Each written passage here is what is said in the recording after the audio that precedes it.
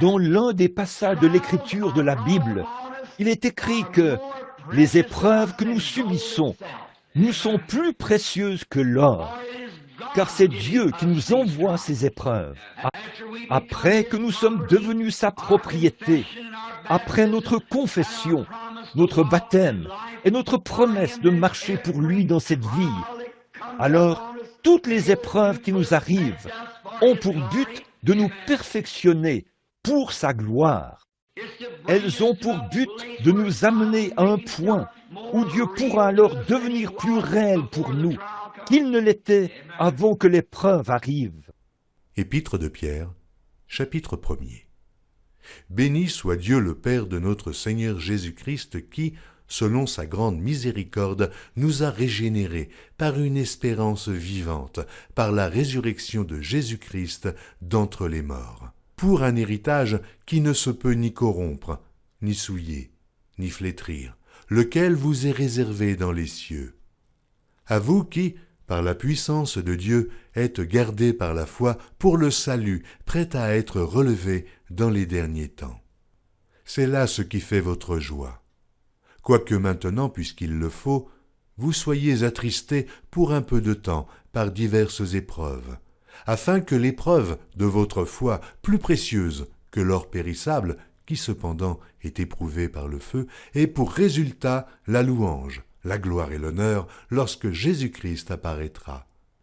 Lui que vous aimez sans l'avoir vu, en qui vous croyez sans le voir encore, vous réjouissant d'une joie ineffable et glorieuse, parce que vous obtiendrez le salut de vos âmes pour prix de votre foi. Les prophètes qui ont prophétisé, touchant la grâce qui vous était réservée, ont fait de ce salut l'objet de leurs recherches et de leurs investigations, voulant sonder l'époque et les circonstances marquées par l'Esprit de Christ qui était en eux, et qui attestait d'avance les souffrances de Christ et la gloire dont elles seraient suivies.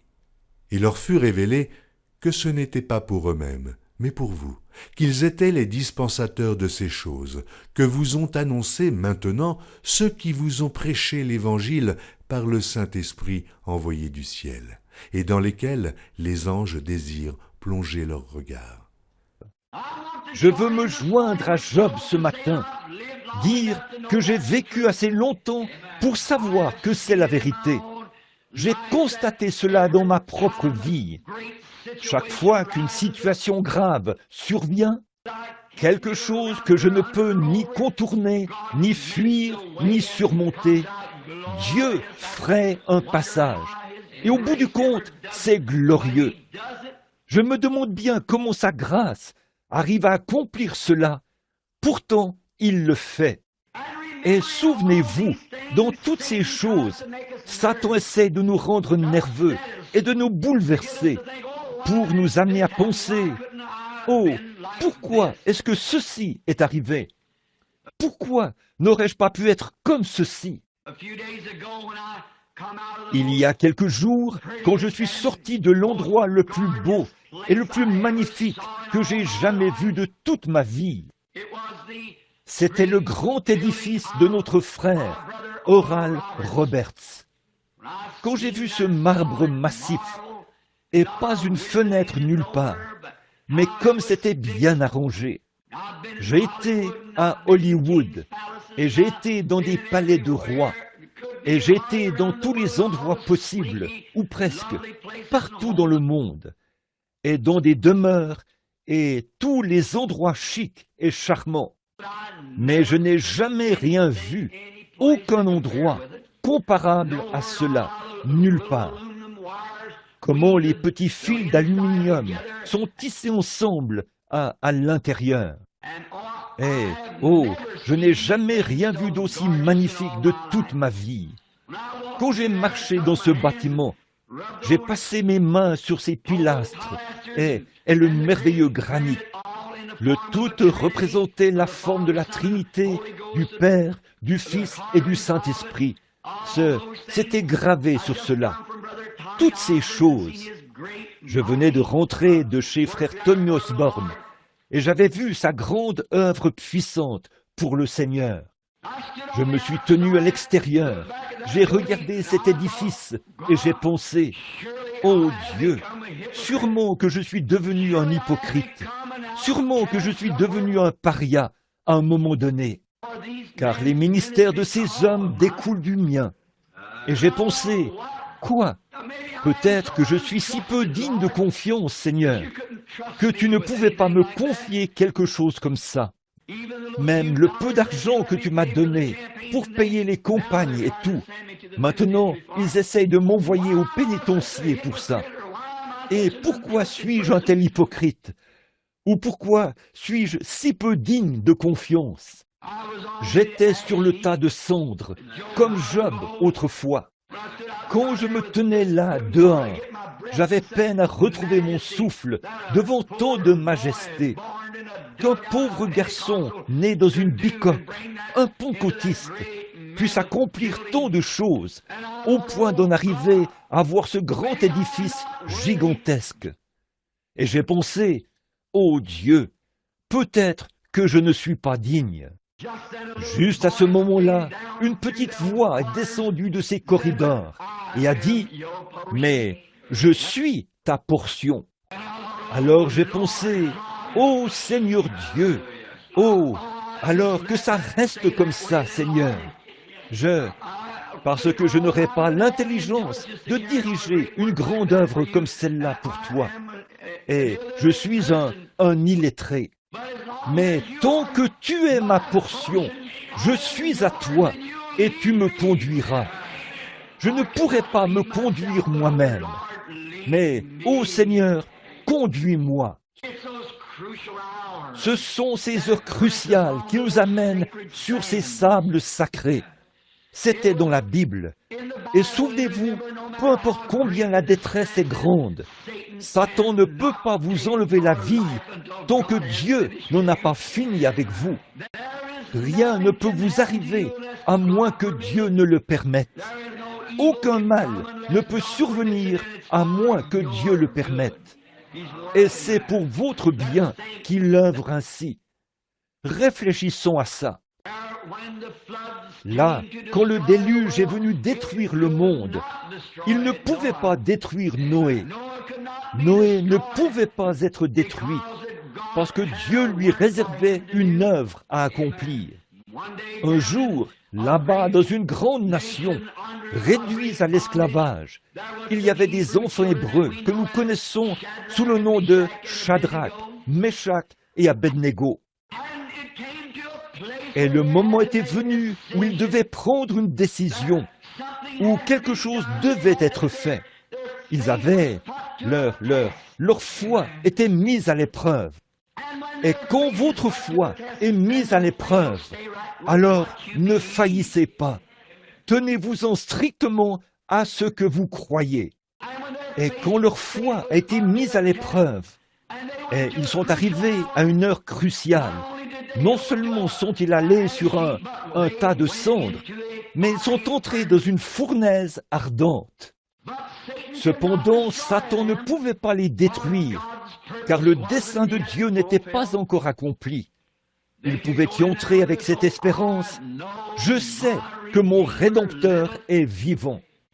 Ils pouvaient y entrer avec cette espérance-ci.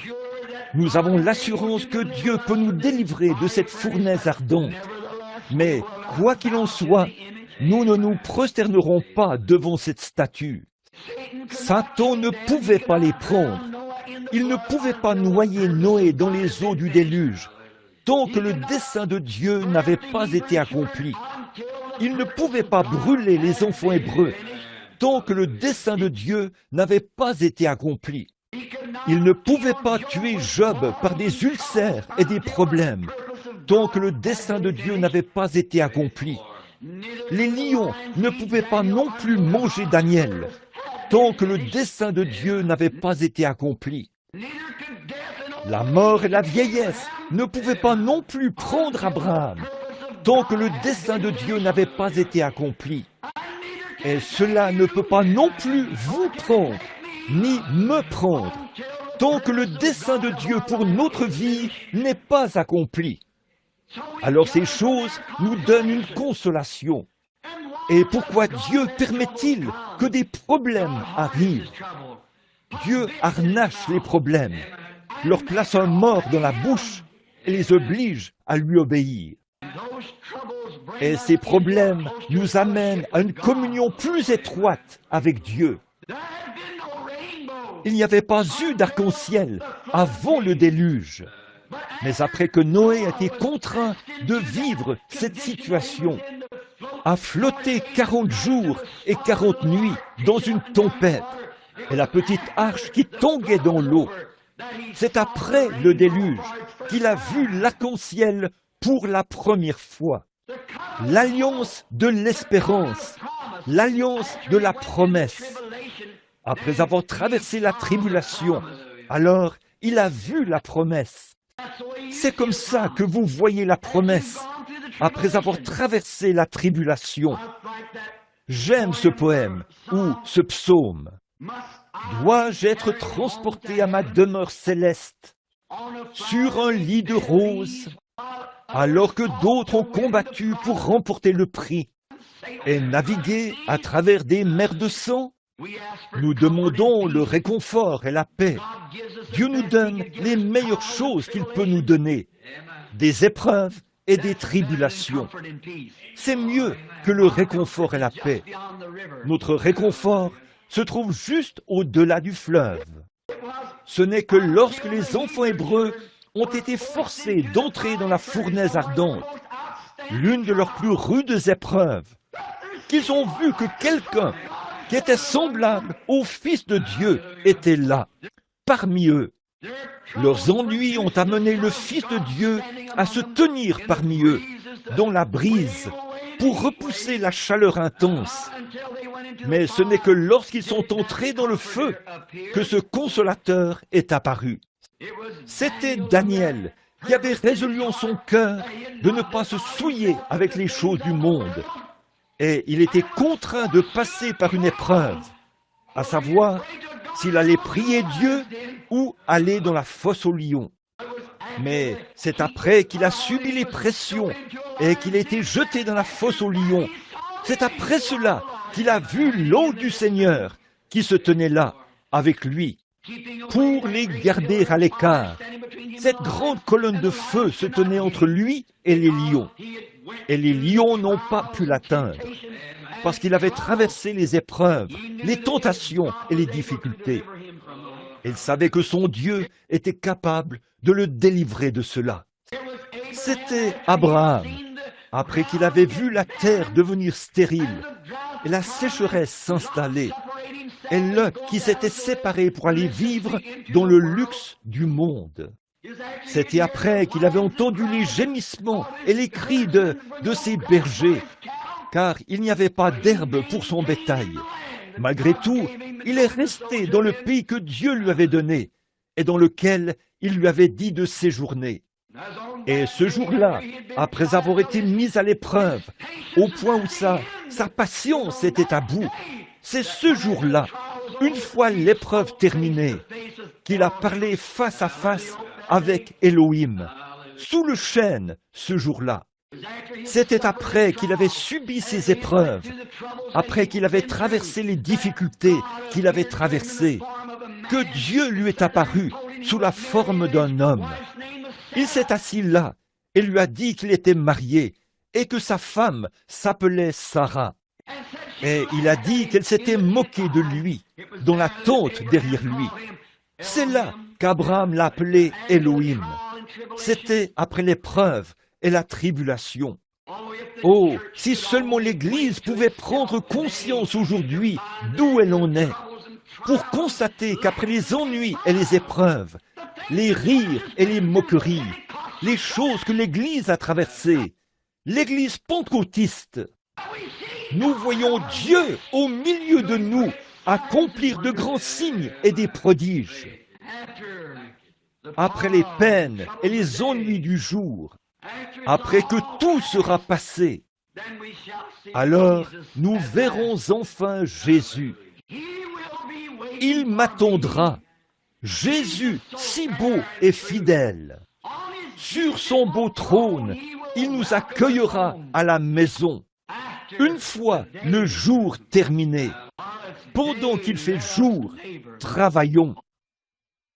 La seconde épître de Paul aux Corinthiens, chapitre 6. Puisque nous travaillons avec Dieu, nous vous exhortons à ne pas recevoir la grâce de Dieu en vain. Car il dit, « Au temps favorable, je t'ai exaucé, au jour du salut, je t'ai secouru. » Voici maintenant le temps favorable, voici maintenant le jour du salut.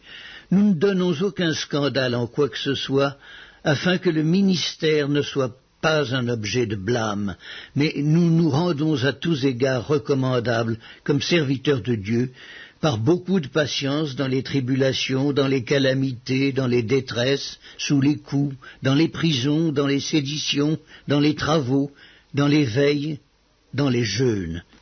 Par la pureté, par la connaissance, par la longanimité, par la bonté, par un esprit saint, par une charité sincère, par la parole de vérité, par la puissance de Dieu, par les armes offensives et défensives de la justice.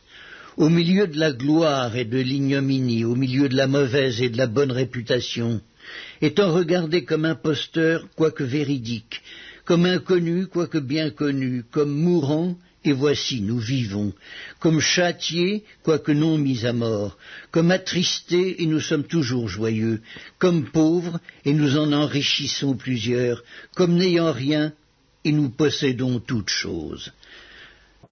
L'autre jour, un homme me disait, « Je trouve que vous êtes vraiment un brave homme, Monsieur Branham, mais je crois que vous êtes sincèrement dans l'erreur. Vous êtes complètement en dehors de sa volonté. Savez-vous que vous allez être condamné au bout du chemin ?» J'ai dit, « Écoutez, je voudrais vous dire quelque chose. Disons que vous ayez raison, disons juste à titre d'exemple. Si je suis dans l'erreur, ce que je ne crois pas, mais si j'étais dans l'erreur et que je sache en ce moment que j'allais vivre jusqu'à l'âge de 100 ans et qu'il allait me condamner au bout du chemin, me dire « Tu ne mérites pas d'entrer dans mon ciel, William Branham. Va-t'en dans les ténèbres du dehors. » Savez-vous quoi? Je le servirai quand même tous les jours de ma vie jusqu'à ce que je parte. En effet, j'ai reçu de lui tellement de bénédictions que je ne méritais pas, qu'il est plus que la vie pour moi. Il est tout ce que je suis, tout ce que je pourrais jamais espérer être. Je le dois à sa grâce et à sa miséricorde. J'étais malheureux, misérable, pauvre, aveugle. Mais c'est par la grâce qu'il m'a guéri. Et je suis robuste et en bonne santé par la grâce de Dieu. J'ai une bonne vue. J'ai à manger, à boire. J'ai tout ce dont j'ai besoin. Il n'a jamais promis de pourvoir à mes désirs, mais à mes besoins. Et si je suis rejeté ce jour-là, et que je sache, je ne peux pas voir pourquoi je le serais. Mais si je savais que j'étais dans l'erreur, et que c'est ce que Dieu ait choisi pour moi, que je sois dans l'erreur, je voudrais rester dans l'erreur, et parce que je veux faire sa volonté. Je l'aime tellement que je veux que sa volonté soit faite. C'est toute une affirmation, ça, mais j'espère que vous comprenez la manière, l'esprit dans lequel je l'ai dit. Vous voyez, je veux faire sa volonté. À un moment donné, je lui demande quelque chose. Il hoche la tête. Non. Je me réjouis tout autant de ça que je le pourrais s'il disait oui. En effet, nous devrions toujours demander que ta volonté soit faite. Ces non sont tout aussi, si c'est ça sa volonté, c'est bien mieux que c'est oui, si c'est sa volonté de faire comme ça. C'est là qu'on l'aime vraiment. Amen. Épître de Jacques, chapitre 4. À vous maintenant qui dites « Aujourd'hui ou demain nous irons dans telle ville, nous y passerons une année, nous trafiquerons et nous gagnerons. » Vous qui ne savez pas ce qui arrivera demain, car qu'est-ce que votre vie? Vous êtes une vapeur qui paraît pour un peu de temps et qui ensuite disparaît. Vous devriez dire au contraire, « Si Dieu le veut, nous vivrons et nous ferons ceci ou cela. » Mais maintenant, vous vous glorifiez dans vos pensées orgueilleuses. C'est chose mauvaise que de se glorifier de la sorte. Celui donc qui sait faire ce qui est bien et qui ne le fait pas, commet un péché. Et puis, voici ce que je dis toujours. Je ferai ceci si le Seigneur le veut. Voyez, si je fais une promesse à quelqu'un, je le ferai si le Seigneur le veut. Voyez, et par conséquent, alors, si ce n'est pas la volonté du Seigneur, je parlerai sur ce message si le Seigneur le veut. Il pourrait m'adresser un appel en plein milieu de ce message pour que je parte pour la Californie. Je mettrai tout de côté et je partirai pour la Californie à toute vitesse. Les Actes des Apôtres, chapitre 16. Il se rendit ensuite à Derbe et à Lystre. Et voici, il y avait là un disciple nommé Timothée, fils d'une femme juive fidèle et d'un père grec. Les frères de Lystre et d'Icône rendaient de lui un bon témoignage. Paul voulut l'emmener avec lui, et l'ayant pris, il le circoncit à cause des Juifs qui étaient dans ces lieux-là, car tous savaient que son père était grec. En passant par les villes, il recommandait aux frères d'observer les décisions des apôtres et des anciens de Jérusalem. Les églises se fortifiaient dans la foi et augmentaient en nombre de jour en jour. Ayant été empêchés par le Saint-Esprit d'annoncer la parole dans l'Asie, ils traversèrent la Phrygie et le pays de Galatie. Arrivés près de la Mysie, ils se disposaient à entrer en Bithynie, mais l'Esprit de Jésus ne le leur permit pas. Ils franchirent alors la Mysie et descendirent à Troas. Pendant la nuit, Paul eut une vision. Un Macédonien lui apparut et lui fit cette prière: « Passe en Macédoine, secours-nous » ». Après cette vision de Paul, nous cherchâmes aussitôt à nous rendre en Macédoine, concluant que le Seigneur nous appelait à y annoncer la bonne nouvelle.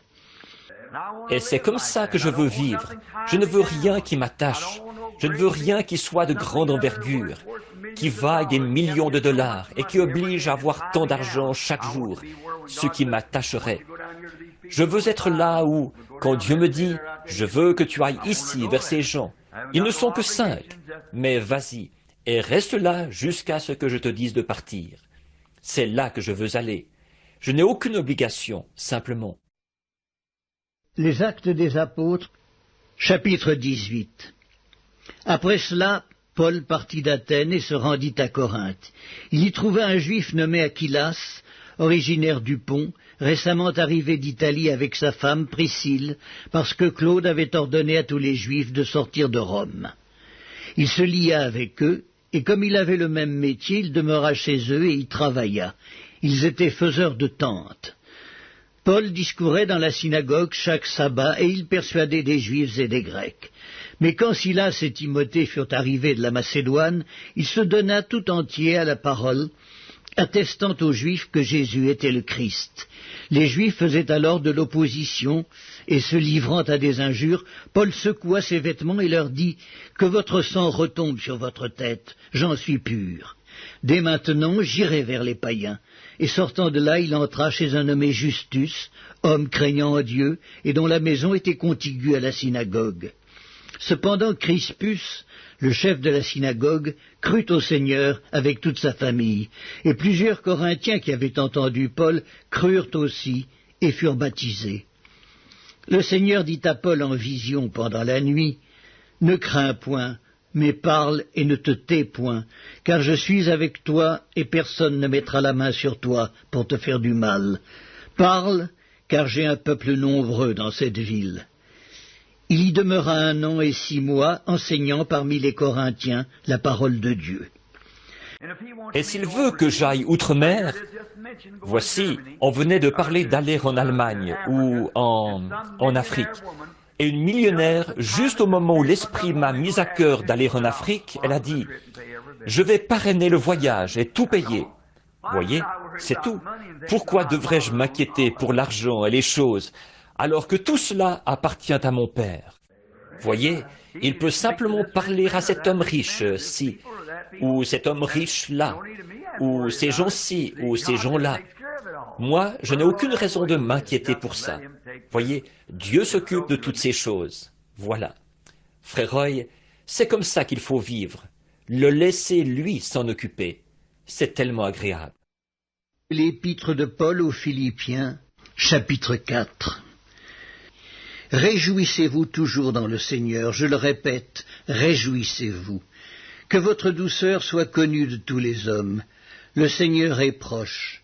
Ne vous inquiétez de rien, mais en toute chose, faites connaître vos besoins à Dieu par des prières et des supplications, avec des actions de grâce.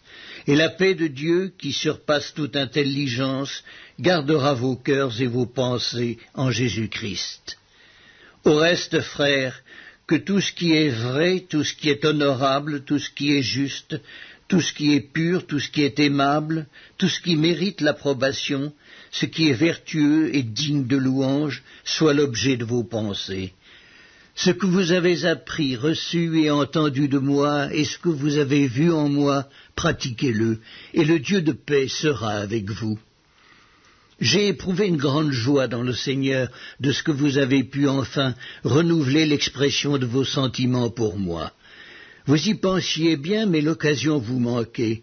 Ce n'est pas en vue de mes besoins que je dis cela, car j'ai appris à être content de l'état où je me trouve. Je sais vivre dans l'humiliation et je sais vivre dans l'abondance. En tout et partout, j'ai appris à être rassasié et à avoir faim, à être dans l'abondance et à être dans la disette. Je puis tout par celui qui me fortifie. Cependant, vous avez bien fait de prendre part à ma détresse. Vous le savez vous-même, Philippiens, au commencement de la prédication de l'Évangile, lorsque je partis de la Macédoine, aucune église n'entra en compte avec moi pour ce qu'elle donnait et recevait. Vous fûtes les seuls à le faire, car vous m'envoyâtes déjà à Thessalonique et à 2 reprises de quoi pourvoir à mes besoins. Ce n'est pas que je recherche les dons, mais je recherche le fruit qui abonde pour votre compte. J'ai tout reçu et je suis dans l'abondance. J'ai été comblé de bien en recevant par Épaphrodite ce qui vient de vous comme un parfum de bonne odeur, un sacrifice que Dieu accepte et qui lui est agréable. Et mon Dieu pourvoira à tous vos besoins selon sa richesse, avec gloire en Jésus-Christ. À notre Dieu et Père soit la gloire au siècle des siècles. Amen. J'ai connu la crise économique, j'ai connu la prospérité, j'ai connu toutes les deux, mais je ne lâcherai jamais la main de Jésus-Christ pour tout l'argent et toutes les richesses que vous pourriez amasser sur la surface de cette terre et tout le reste. Il est mon ami quand je suis fauché, il est mon ami quand je suis dans l'abondance. Je l'aime quand j'ai faim, je l'aime quand je suis rassasié, je l'aime quand je suis dans le chagrin, je l'aime quand je suis heureux, je l'aime parce que je l'aime, parce qu'il m'a aimé le premier. Amen. Alléluia. Quand j'étais malade, sur mon lit de mort, il était mon ami. Alors que je me sens bien ce soir et que je suis heureux, il est toujours mon ami. Quand je serai sur mon lit de mort là-bas, quelque part, et que mes veines se refroidiront tout le long de mes bras, comme ça, il sera mon ami à ce moment-là. Et quand ces fils ténus sur lesquels je marche, se briseront, et que je plongerai dans l'éternité, il sera mon ami à ce moment-là. Alors que les âges s'écouleront, après 10 000 ans, vous avez chanté vos chants de jubilé. Il sera toujours mon ami à ce moment-là. Oui, monsieur, quand il n'y aura plus de lune, plus de soleil, plus de terre, il sera toujours mon ami à ce moment-là, alors que les âges s'écouleront. Oh, comme nous devrions l'aimer. Votre travail, qu'est-ce que ça représente? Ce que vous avez, qu'est-ce que ça représente? Votre popularité, qu'est-ce que ça représente? Quel est votre? Qui êtes-vous de toute façon? C'est vrai, qui êtes-vous pour tourner le dos à Dieu? Qui êtes-vous pour refuser, pour désobéir à une seule parole qu'il dirait? Qui êtes-vous pour détourner la tête devant la parole de Dieu? Parce qu'un prédicateur ou quelqu'un d'autre vous a dit que c'était pour une autre époque. Qui êtes-vous pour croire l'homme plutôt que Dieu? Croyez Dieu plutôt que l'homme. C'est ainsi qu'on peut être l'ami de Dieu. Et il y a une vision que j'ai notée ici. Je veux que vous ici, vous en bénéficiez. Elle s'est produite en décembre. J'étais dans la chambre un matin, et là, l'ange du Seigneur est entré. Vous voyez, quand j'étais là-bas, j'ai désobéi à Dieu, et j'ai attrapé des amibes. Tout le monde sait ce que c'est que les amibes, un parasite qui, on en meurt presque. Et c'est parce que j'avais fait quelque chose que Dieu m'avait dit de ne pas faire. Combien ont entendu raconter ça? Je pense qu'il y en a certains d'entre vous ici. Je sais que ceux du tabernacle ont entendu raconter ce qui s'était passé. Dieu m'avait dit d'aller à un endroit, de me tenir loin de tel endroit, d'aller à un autre endroit. Et j'ai laissé les prédicateurs me convaincre de faire le contraire. Bon, les prédicateurs, ce sont des gens formidables, et ce sont mes frères. Mais écoutez ce que Dieu vous dit. C'est exact, voyez, vous avez une seule mission. Combien s'en souviennent? À un moment donné, il y avait 2 prophètes dans la Bible. Et l'un d'eux, le Seigneur lui avait dit, va à tel endroit, et ne reviens pas à ton retour, prends un autre chemin, et ainsi de suite. Et il avait dit, ne mange pas et ne bois pas pendant que tu seras là-bas. Et un autre vrai prophète est allé le voir, et il a dit, le Seigneur m'est apparu après qu'il t'ait apparu. Et il a dit, viens avec moi à la maison. Et le prophète a écouté ce que l'autre avait dit, et il a perdu sa vie à cause de ça. Voyez-vous, faites ce que Dieu vous dit de faire, peu importe ce que n'importe qui d'autre peut dire. Le premier livre des rois, chapitre 13. Voici, un homme de Dieu arriva de Juda à Béthel par la parole de l'Éternel, pendant que Jéroboam se tenait à l'autel pour brûler des parfums. Il cria contre l'autel par la parole de l'Éternel, et il dit, « Autel, autel, ainsi parle l'Éternel. Voici, il naîtra un fils à la maison de David. Son nom sera Josias. Il immolera sur toi les prêtres des hauts lieux qui brûlent sur toi des parfums, et l'on brûlera sur toi des ossements d'hommes. » Et le même jour il donna un signe en disant, « C'est ici le signe que l'Éternel a parlé. Voici, l'autel se fendra, et la cendre qui est dessus sera répandue. »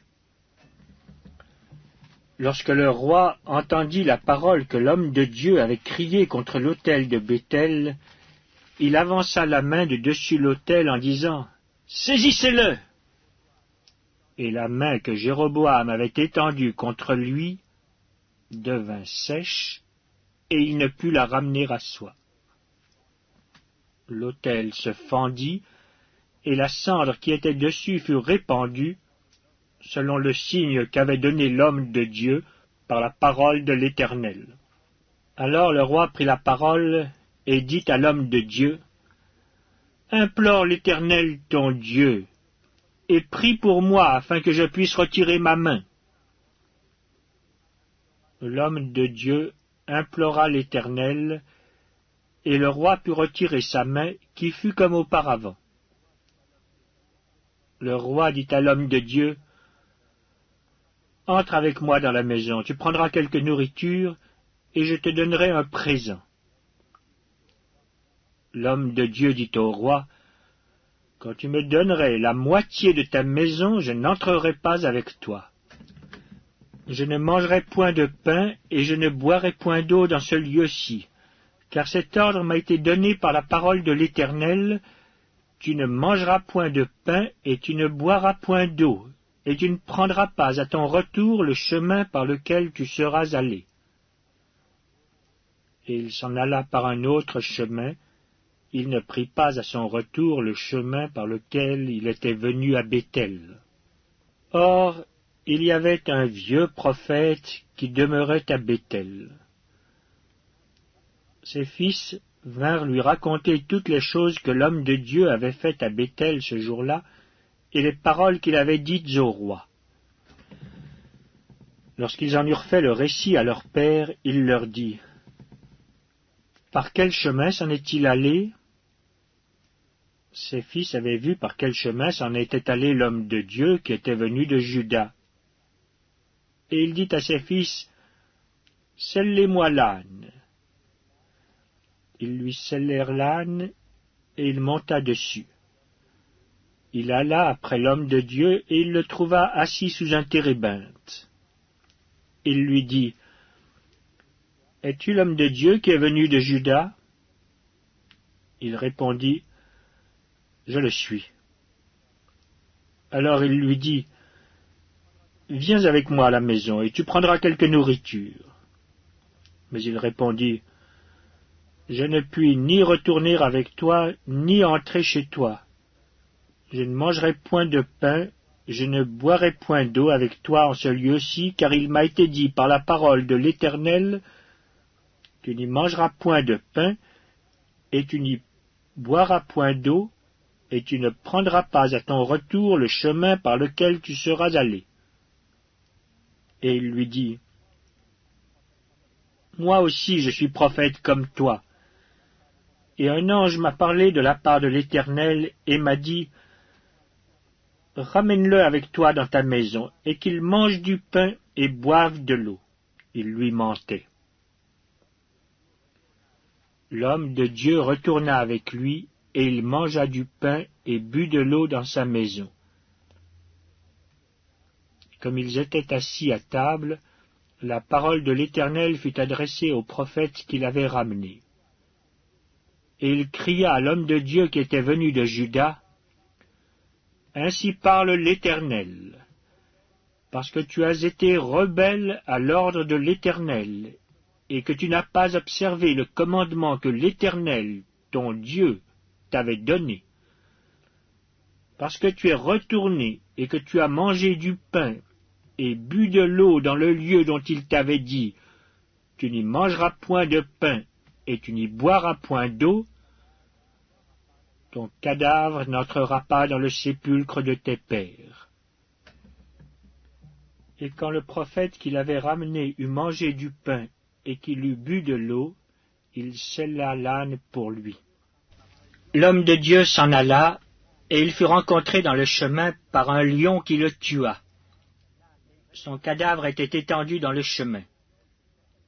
L'âne resta près de lui, et le lion se tint à côté du cadavre.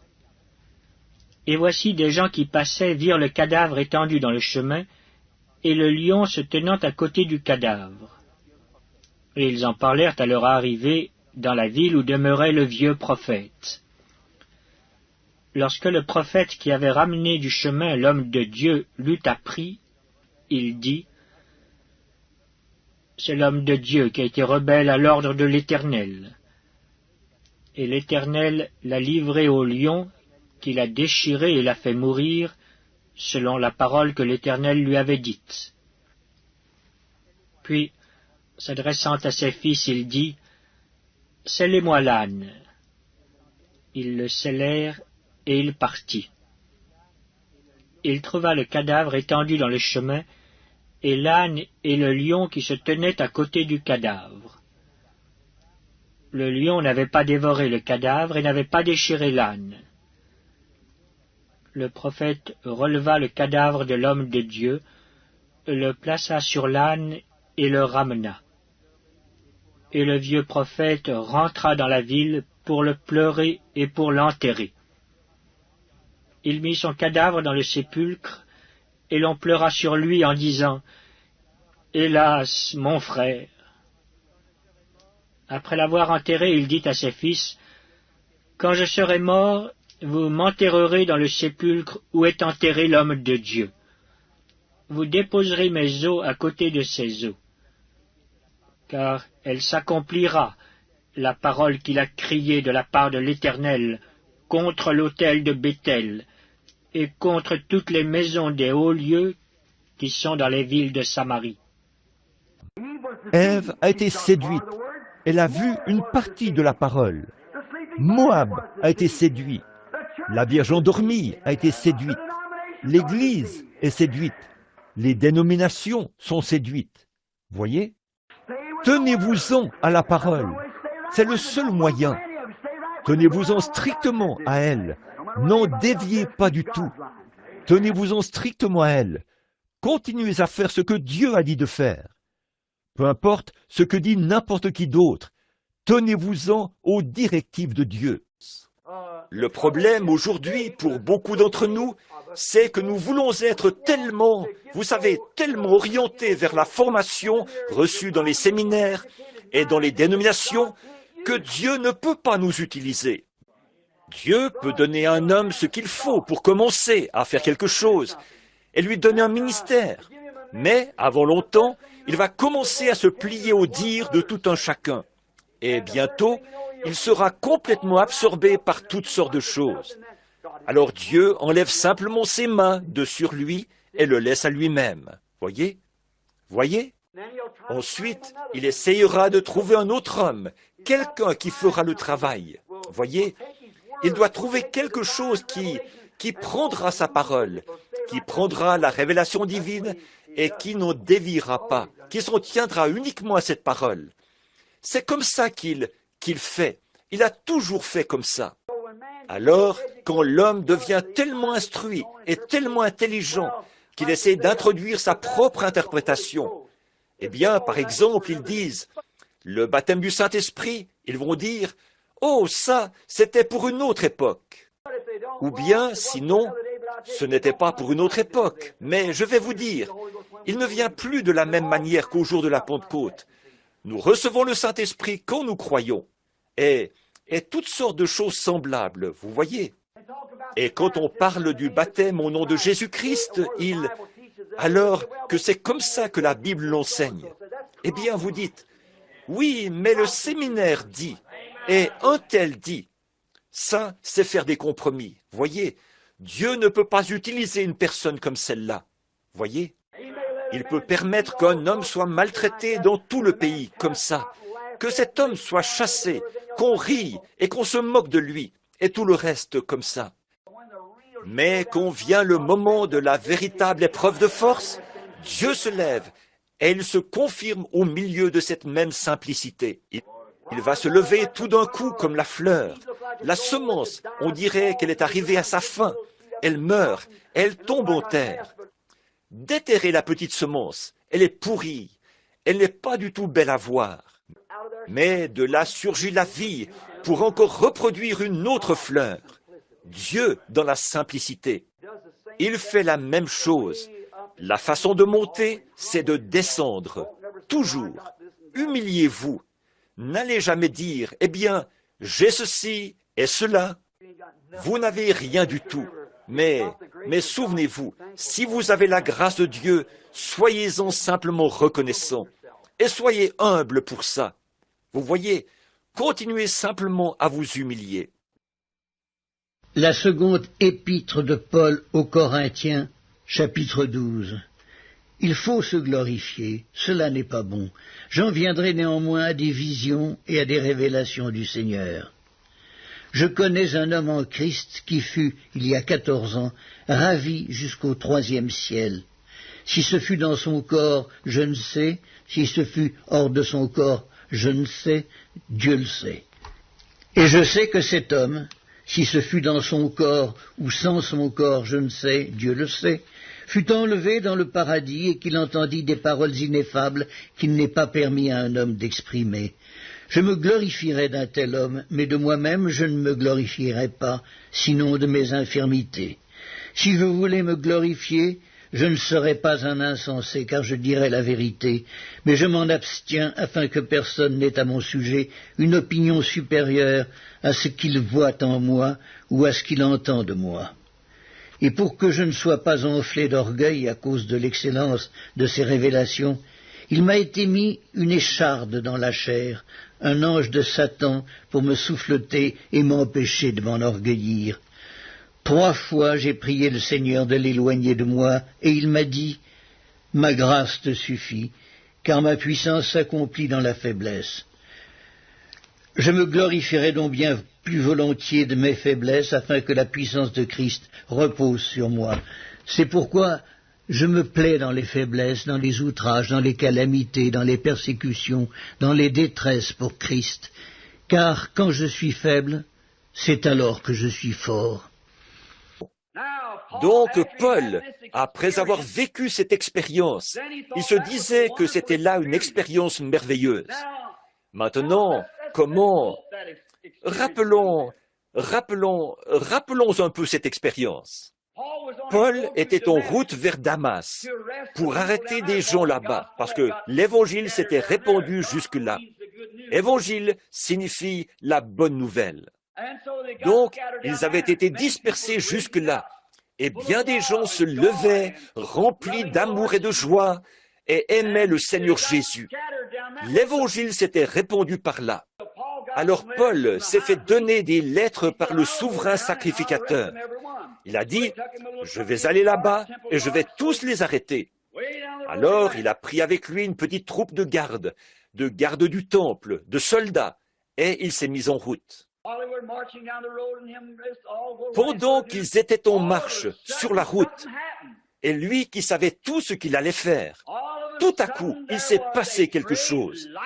Tout à coup, une grande lumière est apparue devant lui. Une grande lumière. Et là, elle brillait comme le soleil. Voilà un événement pour le moins étrange. La lumière a brillé si fort qu'il en a presque perdu la vue. Et il est tombé par terre. Et alors qu'il était étendu par terre, il a levé les yeux. Il y avait probablement 10 ou 15 hommes avec lui. Est-ce que l'un de ces hommes a vu cette lumière? Non, monsieur. Paul, lui, l'a vue. Elle n'était pas destinée à être vue par ces hommes. Donc, certaines personnes peuvent voir des choses que d'autres ne voient pas. Voyez? Alors Paul a vu cette lumière, à tel point qu'elle a même aveuglé. Il a été privé de la vue pendant plusieurs jours, dont cela avait été une réalité pour lui. Il a été privé de la vue pendant plusieurs. À cause de ça, plus tard, quand il a écrit des épîtres, ses yeux le dérangeaient tellement qu'il écrivait avec de très grandes lettres. Il a dit, « Voyez avec quelles grandes lettres je vous ai écrit. » Il avait de la peine à voir. Il était en prison et il a demandé au Seigneur de le guérir de ça. Il l'a consulté 3 fois. Mais qu'est-ce que le Seigneur a dit? « Ma grâce te suffit, Paul. » Paul a dit, « Je me glorifierai donc de mes infirmités. » En effet, il a dit, « Pour que je ne sois pas enflé d'orgueil à cause de l'excellence de la révélation.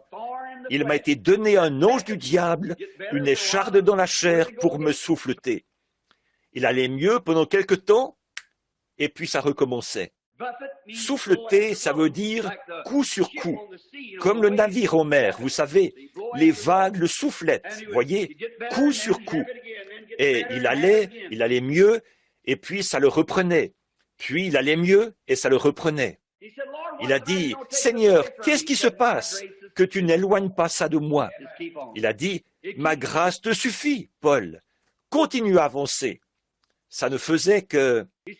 Il a dit, maintenant, si j'étais vraiment parfait, que tout soit parfait, il a dit, alors, à mesure que j'avancerai, je m'enflerai d'orgueil et je dirai, vous voyez, je n'ai aucun problème, le Seigneur prend soin de moi, frère. Alléluia. Vous devenez alors imbu de votre propre justice. Dieu doit vous donner un petit quelque chose de temps en temps, pour vous adoucir un peu en quelque sorte, vous savez, c'est vrai, pour vous faire prendre conscience que c'est lui le patron. Quoi? Oh, il est merveilleux, n'est-ce pas? Oui, monsieur, vraiment admirable. Donc, Paul, alors, eh bien, après avoir vécu cette grande expérience, maintenant, si ça avait été quelqu'un d'aujourd'hui, il aurait dit, « Oh, Dieu soit béni, alléluia! Ah, mes amis, le Seigneur a fait quelque chose pour moi, gloire à Dieu! » Mais pas Paul, il était un érudit de la Bible. Cette expérience doit cadrer avec la parole de Dieu. Oui, monsieur. S'il n'est pas entièrement rattaché à la Bible, d'un bout à l'autre, pas juste regarder par ici et dire « Oh oui, voici, c'est ici, Dieu soit béni, je l'ai reçu. » Non, non, ce n'est pas comme ça que Dieu le donne. Ce doit être la Bible entière, toute la Bible. Parce qu'on peut, les incrédules utilisent cette Bible comme terrain de discussion. Mais ils prennent un petit passage ici et vont ensuite prendre un autre petit passage par ici. Et ils cherchent à les relier entre eux, alors que ce sont deux sujets totalement différents. Donc, il faut faire concorder l'Écriture avec l'Écriture. Comme Ésaïe l'a dit au chapitre 28, c'est règle sur règle, règle sur règle, un peu ici, un peu là. Retenez ce qui est bon. Voyez, c'est comme ça que cela doit être. Règle sur règle sur règle, parole sur parole, écriture sur écriture. Tout cela doit pouvoir être compilé ensemble. Voilà pourquoi je pense que ces leçons, comme ce que nous faisons maintenant, c'est quelque chose d'extraordinaire pour l'Église, parce qu'elles permettent de montrer que toutes les Écritures sont reliées entre elles. Et notre expérience doit s'accorder avec l'Écriture. Oh, voilà, c'est ça. Sinon, elle est fausse. Et dire que j'ai marché pendant des années sans savoir ce qu'était cette lumière qui a jeté Paul à terre. Alors que le monde extérieur, les Écritures, les gens, les prédicateurs essayaient de me dire « ça, c'est du diable ». Voyons, tu seras un diseur de bonne aventure, tu seras un spirit. Ne touche pas à ça, Billy. Il y a quelque chose qui cloche là-dedans. Ne fais surtout pas ça, mon garçon. C'est faux, ça. C'est le diable. Eh bien, mon garçon, tu seras un vrai médium. Tu seras un spirit si tu fais ça. Oh, tout ça, c'est du diable. Ce n'est pas bien.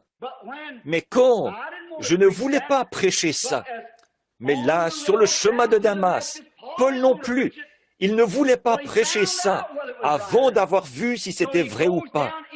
Alors, il part en Arabie pour 3 ans et il étudie l'Écriture. Ah, quand il est revenu, il a dit « Maintenant, essayez de m'enlever ça !» Il savait qu'il lui fallait affronter les pharisiens, il lui fallait affronter les sadducéens, il lui fallait affronter le monde et le monde païen. Donc, Paul, cette Bible est écrite, cette épître aux Hébreux est écrite dans ce but. Il secoue ces Hébreux, il prend l'Ancien Testament et le montre ici, dans le Nouveau Testament. C'est Dieu, il a dit. Voici, c'est sûr, sur tous les prophètes et tout. Il débute là-bas, au commencement, au chapitre 1, nous avons vu ça. Car Dieu, autrefois, il y a très longtemps, à plusieurs reprises et de plusieurs manières, il a parlé au Père par les prophètes. C'est comme ça que Dieu a porté son message, testé par l'Urim-Tumim. Mais en ce jour-ci, il nous a parlé dans son Fils, Jésus-Christ. Testé par sa Bible, voilà, c'est ça. Les mystères de sa volonté. Vous vous rappelez comme nous nous sommes attardés là-dessus. Combien étaient ici ce matin? Montrez voir. Nous avons insisté tout particulièrement là-dessus. Le mystère de sa volonté. Donc, ce n'est pas qu'une petite chose là, c'est un mystère. La volonté de Dieu est un mystère. Et chacun doit rechercher la volonté de Dieu pour lui-même ou pour elle-même. Le mystère de Dieu. De quelle façon la découvrons-nous? Paul, elle lui a été révélée. Il a dit qu'il n'a consulté aucun homme, ni la chair, ni le sang. Il n'est allé à aucune école, à aucun séminaire. Il n'a rien eu à voir avec ça. Mais cela lui a été révélé par Jésus-Christ, qu'il a rencontré sur le chemin de Damas dans une lumière semblable à une colonne de feu. Et elle l'a appelé. Et il est parti pour l'Arabie et il est resté là-bas pendant 3 ans. Vous pouvez vous imaginer les moments glorieux, n'est-ce pas, frère Egan? Pendant 3 ans, Paul est resté là-bas en Arabie. Il s'est loué une petite maison quelque part. Il allait et venait, avec tous les vieux rouleaux. Il n'avait pas les nouveaux, c'est Paul qui les a écrits pour la plupart. Et à partir de ces vieux rouleaux, il a écrit que Dieu, au commencement, nous avait prédestinés à la vie éternelle, qu'il allait envoyer Jésus afin que, par ce sacrifice, nous ayons tous droit à l'arbre de vie. Ceux qu'il a connus d'avance, il les a appelés. Ceux qu'il a appelés, il les a déjà justifiés. Ceux qu'il a justifiés, il les a déjà glorifiés. Dieu, dès l'origine du monde, nous avait prédestinés à être ses fils d'adoption. Maintenant, la création tout entière gémit. Elle attend la manifestation des fils de Dieu. Oh, je m'imagine que Paul a passé des moments merveilleux. J'aurais voulu être là, avec lui, pas vous? Donc, il a dit qu'il nous a fait connaître le mystère. Un jour, avec l'onction du Saint-Esprit sur vous, mettez-vous à enchaîner les références bibliques et voyez ce qu'il en est. Cet après-midi, j'ai eu, une trentaine de minutes pour étudier, juste pour jeter un coup d'œil sur ma leçon. Peut-être même pas ça, disons la moitié, 15 minutes entre les deux. Je me suis mis à passer d'une référence biblique à l'autre, et je songeais, le mystère, comme c'est mystérieux. Et les Écritures m'ont amené dans l'Ancien Testament. Ensuite, elles m'ont ramené dans le Nouveau Testament. L'enchaînement se faisait pour voir le mystère de sa venue, le mystère de sa volonté, le mystère d'être assis ensemble. Souvenez-vous, on ne peut pas l'enseigner dans aucun séminaire. C'est un mystère. Vous ne pouvez pas le connaître par des études, par la théologie. C'est un mystère qui a été caché depuis la fondation du monde, en attendant la manifestation des fils de Dieu. Dites-moi, mon frère, dites-moi, ma sœur, quand y a-t-il déjà eu un temps où les fils de Dieu devaient être manifestés, en dehors de maintenant, de ce temps-ci? Quand y a-t-il déjà eu un temps de l'histoire où ils devaient se manifester, au temps de la délivrance de la nature tout entière? La nature elle-même soupire, elle attend le temps de la manifestation. Mais avant que l'expiation ait été faite, avant que le Saint-Esprit ait été déversé pour la première fois, avant tout l'Ancien Testament, pendant toute cette période, il ne pouvait pas y avoir de manifestation. Il a fallu attendre ce temps-ci. Maintenant, toutes choses ont été amenées. Elles arrivent, elles prennent forme vers une pierre principale, vers les manifestations des fils de Dieu. Alors qu'ils